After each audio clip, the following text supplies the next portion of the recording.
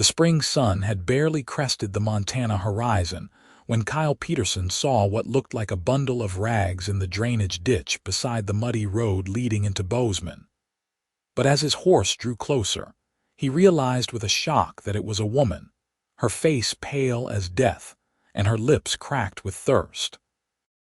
He dismounted in one swift motion, his boots squelching in the soft earth as he dropped to his knees beside her.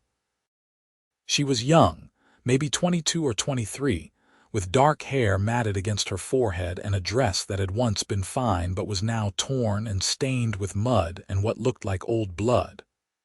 Her breathing was shallow, her chest rising and falling in barely perceptible movements. "Madam," Kyle said, touching her shoulder gently. "Madam, can you hear me?" Her eyelids fluttered but did not open. He could see her cheekbones standing out sharply beneath her skin, and when he carefully lifted one of her hands, he felt how light she was, how wasted. She had been without food for days, perhaps longer. Without hesitation, Kyle returned to his horse and retrieved his canteen and the leather satchel that held his provisions. He had been on his way back to town after 3 weeks working a cattle drive to Helena, and his supplies were limited, but he would not leave anyone to die on the side of the road. He had seen too much death in his 30 years, first during the final years of the war back in '64, when he had been just a boy of 16 lying about his age, and then in the hard years after, when he had come west to make something of himself. He uncapped the canteen and carefully tilted it against her lips, letting just a few drops fall into her mouth. She coughed weakly, and her eyes opened for a moment, unfocused and dark brown, the color of rich earth. Then they closed again, but her lips parted slightly, and he gave her a bit more water, then more, until she had drunk several swallows. "Easy now," he murmured. "Easy. You are going to be all right." He pulled out a piece of dried beef from his satchel and tore off a small portion, softening it in water before pressing it gently to her lips. This time her eyes opened wider, and she looked at him with something like awareness, though confusion clouded her gaze. She took the meat into her mouth and chewed slowly, weakly, but she chewed. Kyle did not ask her what had happened. He did not ask her name or where she had come from or what had brought her to this desperate state. He simply fed her, small amounts at a time, water and softened meat and a bit of hardtack soaked until it was soft enough to swallow. He worked patiently, methodically, giving her body time to accept the nourishment after what had clearly been a long period of starvation. When she had eaten and drunk as much as he dared give her at once, he said quietly, "I am taking you to town. There is a doctor there. You need proper care." She opened her mouth as if to speak, but only a hoarse whisper emerged. He shook his head. "Do not try to talk. Save your strength." Kyle was a large man, 6'2" and broad through the shoulders from years of hard ranch work, and he lifted her as easily as he would have lifted a child. She weighed almost nothing, her body light and fragile in his arms. He settled her carefully on his horse, then swung up behind her, keeping one arm firmly around her waist to hold her steady against his chest. She slumped against him, and he could feel how cold she was despite the growing warmth of the day. The ride into Bozeman took nearly an hour, and Kyle kept his horse to a careful walk, not wanting to jar his passenger more than necessary. She drifted in and out of consciousness, sometimes making small sounds of distress, and each time he would murmur reassurances, though he did not know if she could hear him.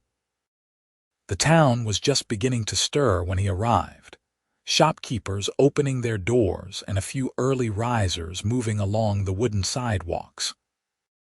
Several people stopped to stare as Kyle rode down Main Street with the woman cradled against him, but he ignored them, heading straight for the small white house at the end of Cedar Street where Dr. Morrison kept his practice. He dismounted carefully, keeping his passenger supported, and carried her up the steps to pound on the door with his boot. It took several minutes, but finally the door swung open to reveal Dr. Morrison, a thin man in his 50s with wire-rimmed spectacles and gray hair. "Kyle Peterson," the doctor said. Then his eyes fell on the woman in Kyle's arms and his expression changed. "Bring her in quickly."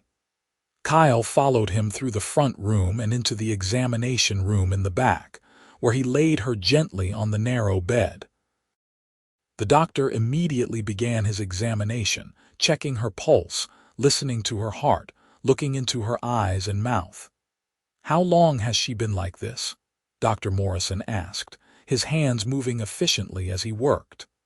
"I found her about an hour ago in a ditch off the Helena Road. She was unconscious. I gave her water and a little food, but not much." "You did right," the doctor said. "Much more could have been dangerous. She is severely malnourished and dehydrated. A few more days and she would have been past saving." He pulled a blanket over her and looked at Kyle. "Do you know who she is?" "No, I did not ask." The doctor raised his eyebrows but said nothing. He turned back to his patient. "I will need to keep her here for several days at least. She needs rest, careful feeding, and observation. The body can do strange things when it has been starved like this." Kyle nodded. "Whatever she needs, I will pay for it." "That is generous of you." "It is just human decency," Kyle said. "I cannot leave someone to die on the road." He stayed while the doctor continued his work, preparing a thin broth for the woman and managing to get her to take several spoonfuls. She seemed slightly more alert now, her eyes opening more frequently, though she still did not speak. When the doctor finally shooed him out, telling him there was nothing more he could do and that the woman needed rest, Kyle went reluctantly. He took his horse to the livery stable and then walked to the boarding house where he kept a room when he was in town. Mrs. Henderson, the proprietor, was a sturdy woman of 60 with sharp eyes and a generous heart, and she provided him with a hot breakfast and the latest gossip, which he listened to with only half his attention. His thoughts kept returning to the woman in the ditch, to her wasted body and her dark eyes. That evening he returned to Dr. Morrison's house. The doctor let him in with a nod. "She is resting. A bit stronger, I think. I have been giving her broth every few hours and she has kept it down." "Can I see her?" Dr. Morrison hesitated, then nodded. "For a moment, do not tire her." Kyle walked quietly into the examination room. She was awake, propped up slightly on pillows, and her eyes turned to him as he entered. In the lamplight, he could see that she was younger than he had thought, certainly no more than 23, and would have been beautiful if not for the gauntness of starvation. Her dark hair had been brushed and hung over one shoulder in a long braid. "Hello," he said softly. "I am glad to see you are awake." She looked at him for a long moment and he saw tears gather in her eyes. When she spoke, her voice was barely above a whisper, hoarse and broken. "You saved my life. Anyone would have done the same." "No," she said. "Not anyone. Some would have ridden past." He did not know what to say to that, so he simply stood there, his hat in his hands. She studied his face and he felt oddly exposed under her gaze. "You fed me," she said. "You did not ask questions. You did not demand my story. It was not my business." Most people would have made it their business. Kyle shifted his weight. "What is past is past. You needed help, I gave it. That is all." She smiled then, just a small curve of her cracked lips, but it transformed her face for a moment. "What is your name, Kyle Peterson?" "I am Zara Winters," she said, "and I owe you everything." "You owe me nothing," he said firmly. "You just get yourself well. That is all I ask." Over the next 3 days, Kyle visited Zara twice daily, morning and evening. He would sit in the chair beside her bed and they would talk, though at first she tired easily and their conversations were brief. He told her about himself, about growing up in Missouri and coming west after the war, about the cattle ranch where he worked 15 miles outside of town. He told her about the mountains and the valleys, about the harsh winters and the brief, glorious summers. She listened more than she spoke, but gradually she began to share small pieces of herself as well. She had come from further east, from St. Louis, she said, though she did not explain what had brought her to Montana or how she had ended up starving in a ditch. He did not press her. He had meant what he said about not needing her story. On the fourth day, when he arrived for his evening visit, he found her sitting up fully, dressed in a plain gray dress that Mrs. Henderson had brought over. Her face still looked too thin, but there was color in her cheeks now, and her eyes were bright and alert. "The doctor says I can leave tomorrow," she said as he took his usual seat. "I am well enough to be up and about as long as I am careful." "That is good news," Kyle said, and meant it, but he felt a strange sinking in his chest at the same time. Once she left the doctor's care, what would become of her? Where would she go? As if reading his thoughts, she said quietly, "I have nowhere to go, no money, nothing." "You can stay at Mrs. Henderson's," Kyle said immediately. "I will arrange it. She always needs help around the boarding house. You could work for your room and board until you figure out what you want to do." Zara looked down at her hands, folded in her lap. "You have already done so much. The doctor told me you paid for everything. I told you, you do not owe me anything." "But I do," she said fiercely, looking up at him. Her eyes were intense, passionate. "I was dying, Kyle. I had given up. I was lying in that ditch waiting for it to end, and you pulled me back. You gave me water and food, and you did not judge me, did not demand explanations. You just helped me. Do you know how rare that is?" He did not know what to say. He had only done what seemed right. "Let me work for you," she said suddenly. "At the ranch. I can cook and clean. I can earn my keep. I do not want charity, but I want to stay near." She stopped, her cheeks coloring. "I want to stay in Bozeman," she finished. Kyle considered. The ranch did need a cook. Old Charlie had died over the winter, and the hands had been taking turns at it with poor results. The owner, Mr. Davies, had been talking about hiring someone from town. It could work. "I will talk to Mr. Davies," he said.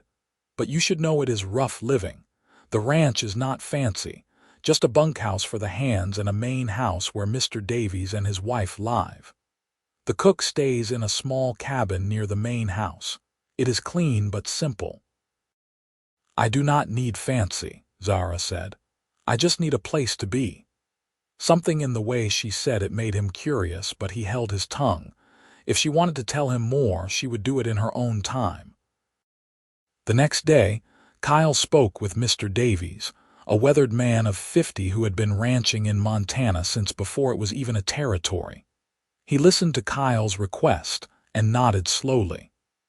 "I trust your judgment, Kyle. If you say the girl is a hard worker, I believe you. Bring her out tomorrow and we will give her a trial. If she can cook and keep house, the job is hers." Kyle relayed the news to Zara that evening, and her face lit up with the first real smile he had seen from her. It made him catch his breath, the beauty of it. "Thank you," she said. "Thank you so much." The next morning, he arrived at Dr. Morrison's house with a wagon borrowed from the livery. Zara was waiting, wearing the same gray dress and carrying a small bundle that Mrs. Henderson had put together for her with a few necessities. She looked nervous but determined as Kyle helped her up onto the wagon seat. The ride to the ranch took about an hour, following a well-worn trail that wound through rolling hills dotted with cattle. Spring was truly arriving now, and wildflowers were beginning to bloom in patches of purple and yellow. Zara stared at everything with wide eyes, and Kyle realized she was seeing this country for the first time in daylight, conscious and aware. "It is beautiful," she said softly. "It can be," Kyle agreed. "It can also be harsh. Winter here is no joke. But yes, it is beautiful." The ranch came into view as they crested a hill. It was a sprawling operation with a large barn, several corrals, and the buildings Kyle had described. The main house was a sturdy log structure with a covered porch. Smoke rose from the chimney of a small cabin set about 50 yards away. "That is the cook's cabin," Kyle said, pointing. "It has a stove, a bed, a table, and chairs. There is a well nearby for water."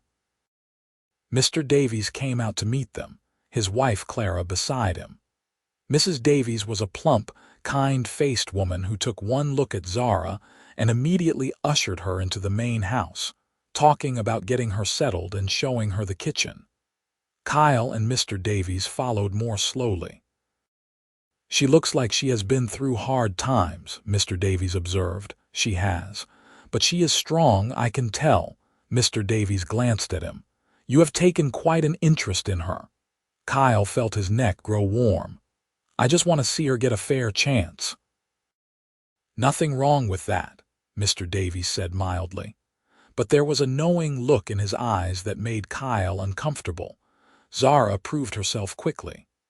Within a week, she had the kitchen organized and was producing meals that made the ranch hands groan with pleasure.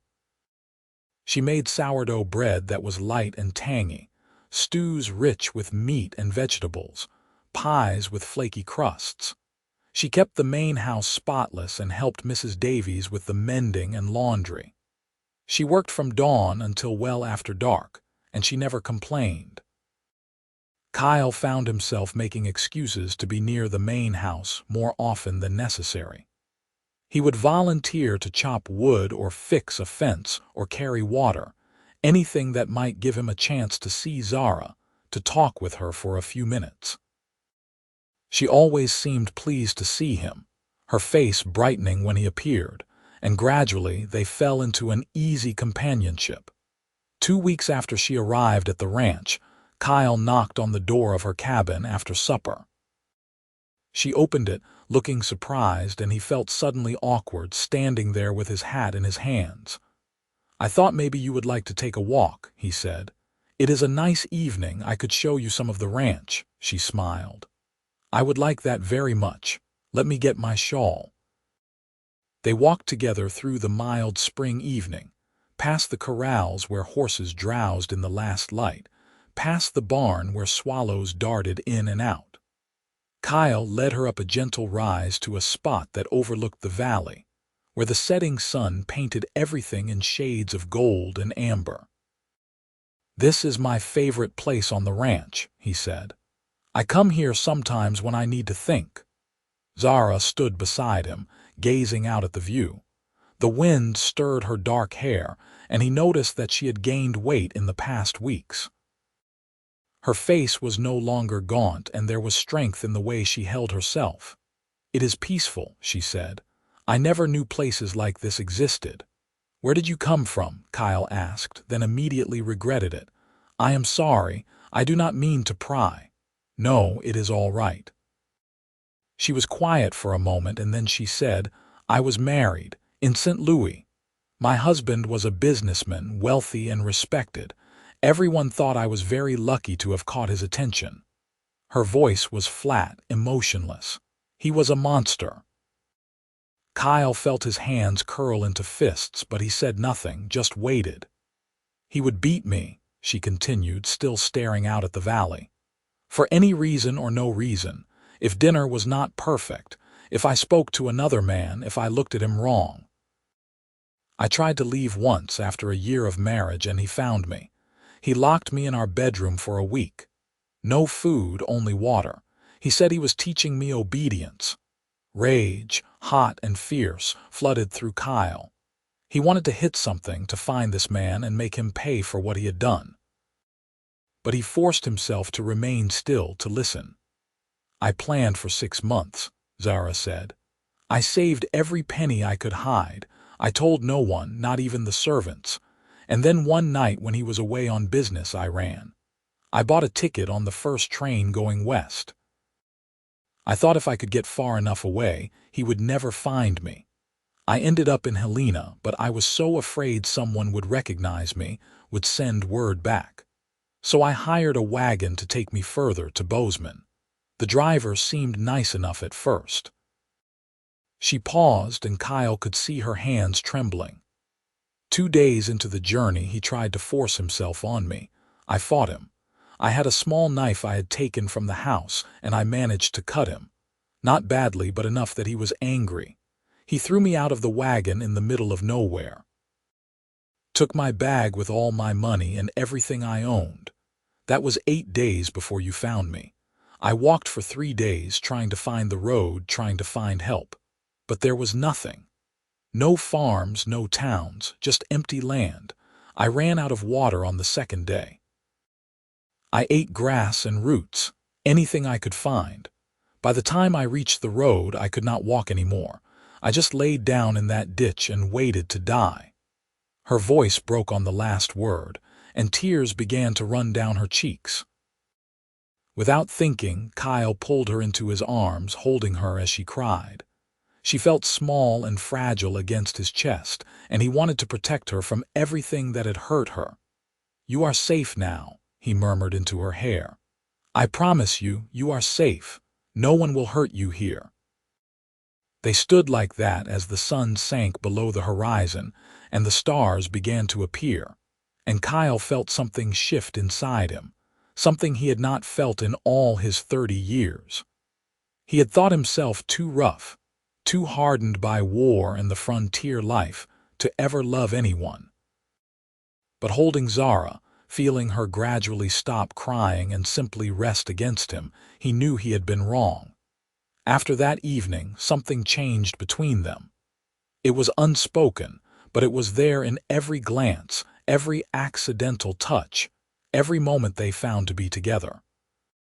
Kyle realized he was courting her, though he had never officially asked, and she was accepting his courtship with a shy pleasure that made his heart ache. He brought her wildflowers when he came in from the range. He fixed the loose board on her cabin porch and replaced the cracked window glass. He sat with her in the evenings, and they would talk for hours about everything and nothing. She told him about her childhood in St. Louis, about her mother who had died when she was 15, about her father who had drunk himself to death 2 years later, leaving her alone and vulnerable. She told him about the books she had read, and the music she loved, and her dream of someday having a home where she felt truly safe. He told her about his own childhood, about watching his father march off to war and never return, about the farm being lost and his mother dying of fever, leaving him alone at 17.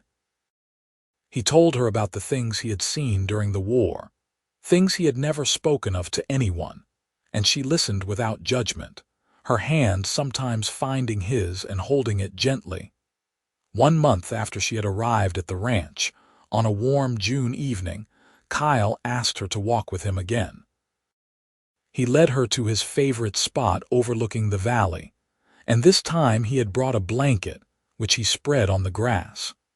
They sat together, watching the stars come out one by one, and Kyle knew it was time to speak what was in his heart. "Zara," he began, then stopped, searching for the right words. He was a man better with his hands than with language. "I am not good at this, talking about feelings and such, but I need to say it anyway." She turned to look at him, and even in the starlight he could see the softness in her eyes. "I love you," he said simply. "I think I have loved you since that first day when I saw you in the ditch and you opened your eyes and looked at me. I know it has not been long. I know you have been through terrible things and maybe you are not ready for this, but I needed you to know.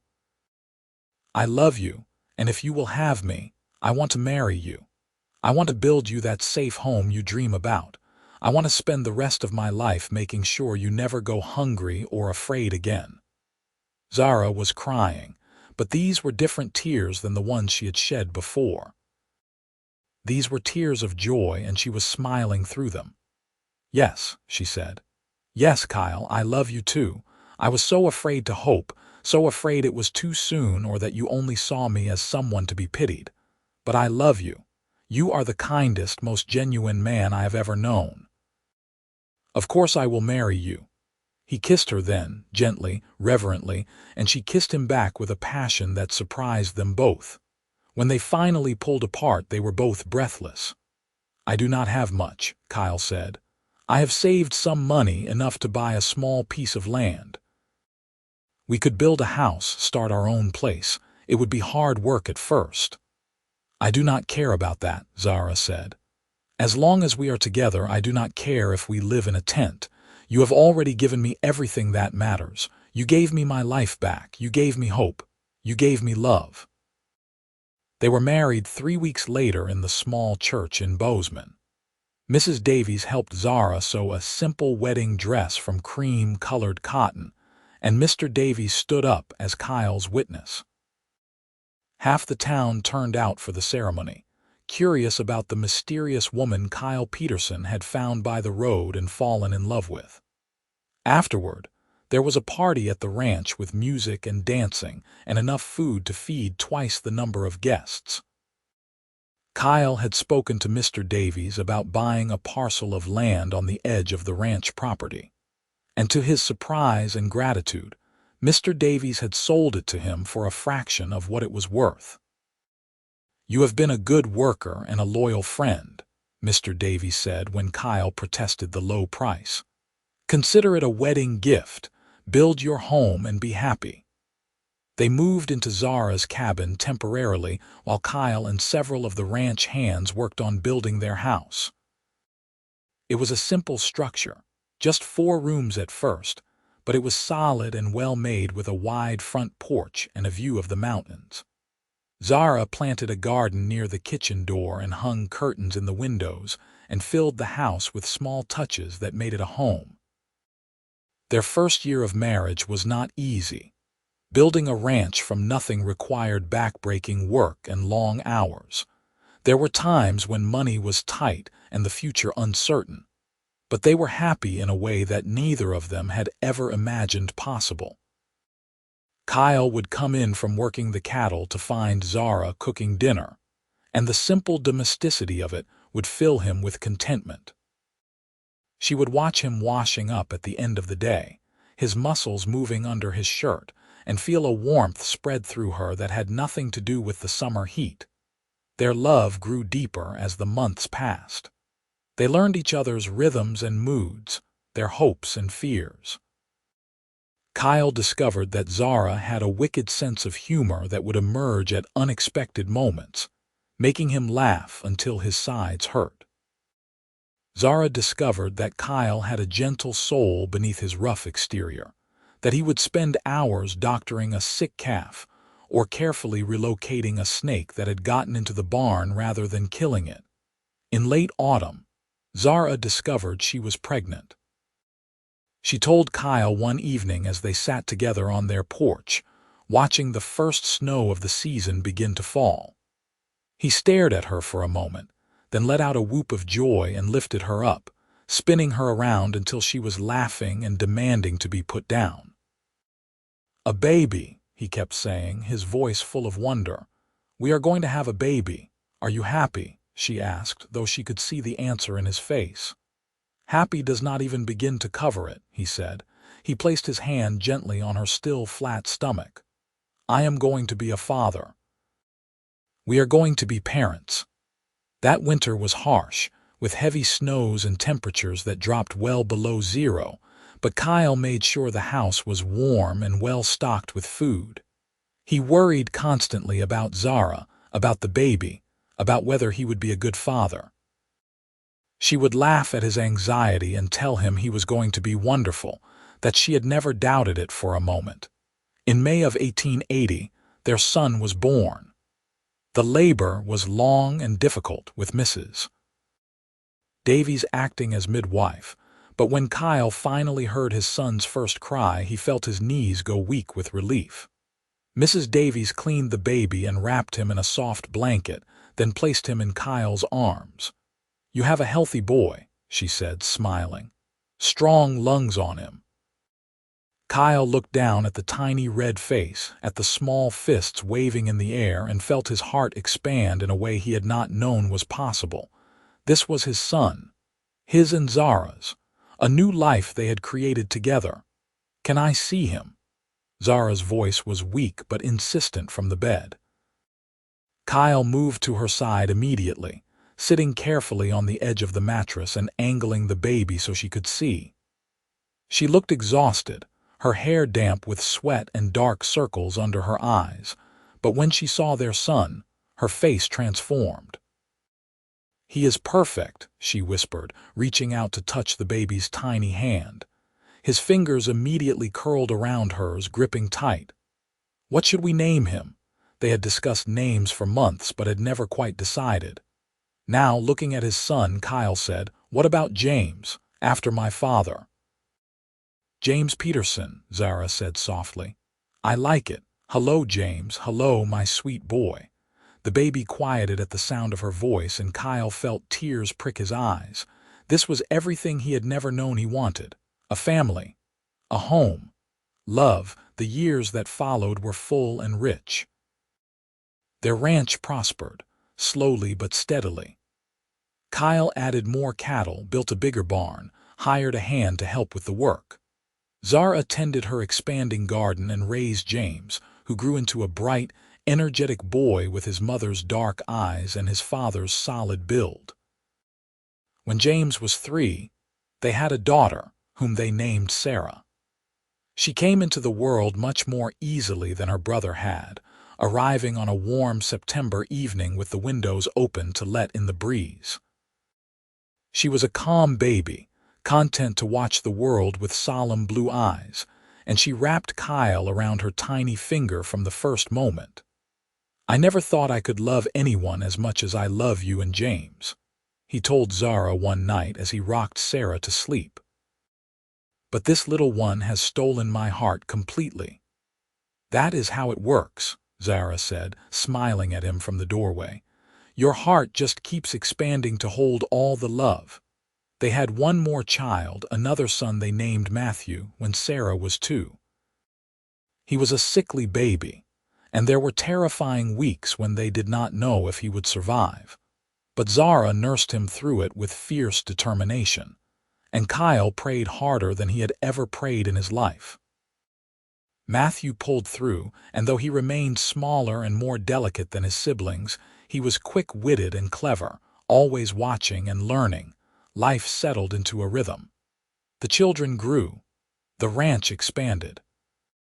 Kyle and Zara grew older together, their love deepening with every passing year. There were hard times, of course. A drought one summer that killed half their cattle. A winter when James broke his leg falling from a horse and they feared infection. The year when news came that Zara's husband had died in St. Louis, and she had to confront the complicated feelings that arose, the relief and the guilt and the anger at all the years he had stolen from her. But through it all, they had each other. On nights when the darkness threatened to overwhelm her, when memories of her old life came back in nightmares, Kyle would hold her and remind her that she was safe, that he would never let anyone hurt her again. On days when he was overwhelmed by the responsibility of providing for his family, when he doubted himself and his abilities, she would remind him of how far they had come, of everything they had built together. James grew into a tall, strong young man who wanted to follow in his father's footsteps and work the ranch. Sarah surprised them both by developing a passion for books and learning, and Kyle and Zara scrimped and saved to send her to the new school that had opened in Bozeman. Matthew, despite his early weakness, grew into a wiry teenager with a gift for working with horses. On a summer evening in 1895, 15 years after their wedding, Kyle and Zara sat together on their porch watching the sunset. Their children were grown now, or nearly so. James was 21 and had just announced his engagement to a sweet-faced girl from town. Sarah was 18 and talking about becoming a teacher. Matthew was 15 and already earning a reputation as the best horse trainer in the county. "You remember the day I found you?" Kyle asked, reaching over to take Zara's hand. "Every detail," she said. I remember opening my eyes and seeing you kneeling beside me. I remember thinking you must be an angel because I was sure I was dying. I am no angel. You were mine, she said firmly. You saved my life, Kyle. And then you gave me a reason to live it. You gave me love and a home and a family. You gave me everything. You gave me just as much, he said. Before you, I was just going through the motions, working, sleeping, existing. You taught me what it means to really live. She leaned her head against his shoulder, and they sat in comfortable silence as the sky turned from gold to pink to purple. After a while, she said, "Do you ever regret it, marrying someone with such a complicated past?"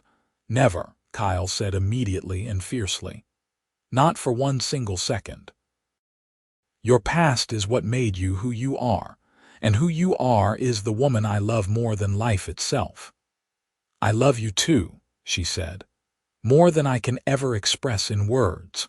They sat together until the stars came out, the same stars that had witnessed their first kiss all those years ago. The night air was warm and fragrant with the scent of Zara's roses, and from inside the house they could hear the murmur of their children's voices as they cleaned up after dinner. "We built something good here," Kyle said. "Something that will last." "We did," Zara agreed. "We built it together."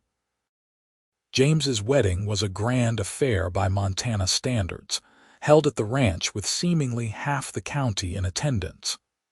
Kyle walked around in a daze, unable to believe his little boy was getting married, starting his own life. But watching James with his bride, seeing the love and joy on his face, Kyle felt a deep satisfaction. He had broken the cycle of loneliness and hardship that had defined his own youth. His children would grow up knowing they were loved, knowing they had a home to return to, a foundation to build their own lives upon. 2 years later, Sarah finished her schooling and took a position teaching at the Bozeman School. She moved into town but came home every weekend, arriving in a flurry of energy and stories about her students. Matthew took over more and more of the ranch work as Kyle began to slow down, his body feeling the effects of decades of hard labor. "I am getting old," Kyle said to Zara one night, watching his hands which were increasingly stiff and painful. "We both are," she said, though at 42 she was still beautiful to him, her dark hair just beginning to show threads of silver. "But we are getting old together. That is all that matters." In 1900, when Kyle was 52 and Zara was 44, they became grandparents for the first time. James and his wife presented them with a baby girl, and Kyle held his granddaughter with the same sense of wonder he had felt holding his own children. The circle was continuing, the family was growing, and everything he and Zara had built was being carried forward. They cut back on the ranch work, hiring more help and letting James take over most of the day-to-day operations. Kyle's hands were too stiff now for the delicate work of roping and branding, though he could still ride and still had a keen eye for cattle. Zara's garden became her kingdom, and she spent long, peaceful hours tending her flowers and vegetables. On a crisp October afternoon in 1905, Kyle and Zara took a walk together, something they still did nearly every evening when weather permitted. They walked slowly now, their pace measured, but they still held hands like young lovers. They made their way to the spot on the hill where Kyle had first told Zara he loved her, where he had proposed. 25 years, Zara said, looking out at the view. "We have been married for 25 years. Best 25 years of my life," Kyle said. "Mine too." She turned to look at him, and he saw tears in her eyes. "Do you know what I think about sometimes? I think about that moment when I was lying in the ditch, when I had given up. I think about how close I came to never experiencing any of this. Never knowing you, never having our children, never building this life. If you had ridden by 5 minutes later, or if you had been on a different road, or if you had decided not to stop. "But I did stop," Kyle said, pulling her close. "I saw you and I stopped, and I am so grateful I did." "You are the best thing that ever happened to me, Zara, the very best thing. And you are mine," she said. "My savior and my love and my home." They stood there together as the sun set once again, painting the sky in brilliant colors. The ranch spread out below them, the house they had built with their own hands, the barn and corrals and fields. In the distance, they could see smoke rising from the chimney of the smaller house where James and his family lived. Sarah was visiting for the weekend, and her horse was in the corral. Matthew was probably in the barn, working with a young horse he was training. "We built something good," Kyle said, echoing his words from years before. "We built something wonderful," Zara corrected. "We built a life full of love." As the stars began to appear, they walked slowly back to their house, their hands still clasped together. Inside, the lamps were lit and the house was warm, and the smell of fresh bread filled the air. This was home. This was family. This was love. They had started with nothing but each other, two broken people who had found one another in the most unlikely of circumstances. He had found her starving in a ditch by the road, and he had fed her without asking for her story. That simple act of compassion had changed both their lives forever. In the years that followed, Kyle and Zara grew old together with grace and gratitude. They watched their grandchildren grow, and eventually they welcomed great-grandchildren into the family. The ranch remained prosperous under James's management, and the Peterson name became respected throughout Montana. Zara never again went hungry or afraid. Kyle made sure of that, but more than that, she had found within herself a strength and resilience she had not known she possessed. The terrified woman who had fled St. Louis was gone, replaced by a woman who knew her own worth, who loved deeply and was deeply loved in return. Kyle never forgot the sight of her in that ditch, never forgot the fragility of life and the importance of compassion. He taught his children and grandchildren to always help those in need, to never ride past someone who needed aid, to judge people not by their circumstances but by their character. On a spring morning in 1920, when Kyle was 72 years old, he did not wake up. He died peacefully in his sleep, with Zara beside him as she had been for 40 years. She mourned him deeply but without regret, for they had lived a full life together. They had loved well and been loved in return. They had built a legacy that would outlast them both. Zara lived another 5 years, spending her time with her children and grandchildren and great-grandchildren, tending her garden and keeping the memory of her beloved husband alive. When she died in her sleep on a warm June evening, surrounded by family, her last thoughts were of Kyle, of the cowboy who had saved her life, and then filled it with more joy than she had ever dreamed possible.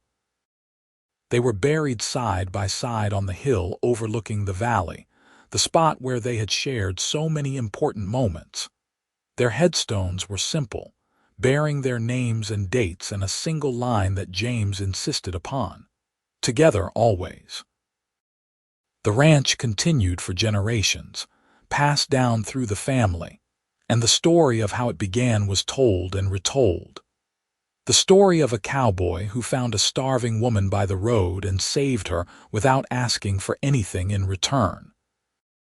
The story of two people who found each other in the darkest moment and built a life full of light.